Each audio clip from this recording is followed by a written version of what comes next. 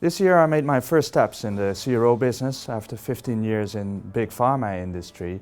And what I found here was a fantastic team of experts who could do so much more than what I ever thought before about outsourcing.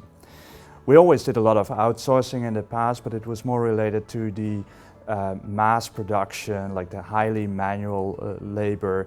That is what we outsourced, but we never thought of the more strategic activities. We kept that in-house.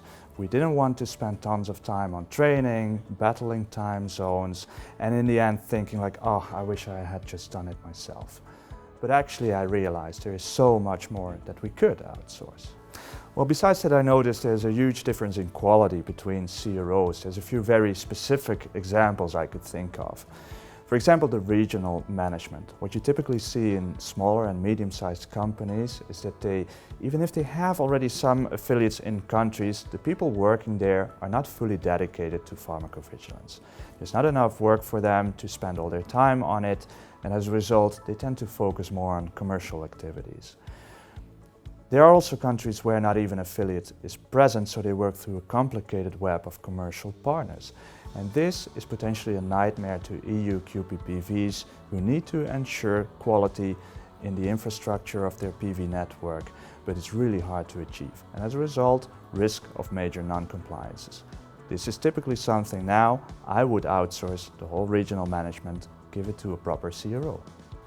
So a typical example is the countries in Central and Eastern Europe, CIS, and the Eurasian region, where many companies struggle to find adequately qualified staff, especially with the emerging requirements.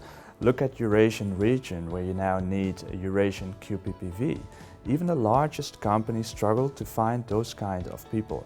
And I'm very happy that we have such people in-house that can support even the largest customers. So another very different example relates to safety databases.